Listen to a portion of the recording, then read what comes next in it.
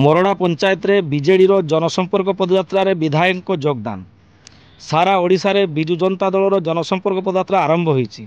एही परिप्रेक्षी रे मयूरभंज जिला मोरडा निर्वाचन मंडली रो मोरडा ब्लॉक रे मोरडा पंचायत रे माळियोता ग्राम ठारू पदयात्रा आरंभ होई मोरडा बजार परिक्रमा करुवा जणा पड़िछि। मुख्य अतिथि भाव विधायक राजकिशोर दास जोग देइथिले। विधायकों को मोरडा पंचायत तरफ विपुल समर्थन मिलिथिला। राजकिशोर दास मुख्यमंत्री को विभिन्न योजना बाबद जनसाधारण को अवगत कराइथिले। मोरडा ब्लॉक पर्यवेक्षक मीनकेतन महांती जोग दे विकासमूलक योजना किपरि आलोचना करथिले।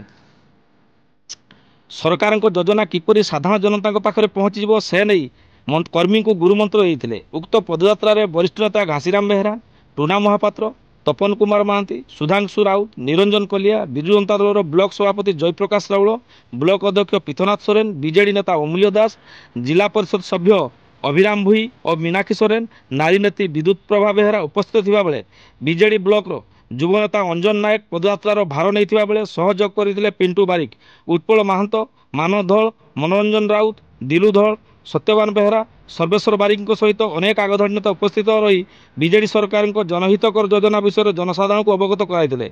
एही कार्यक्रम में मोरडा पंचायतर शताधिक कर्मी उपस्थित थिले।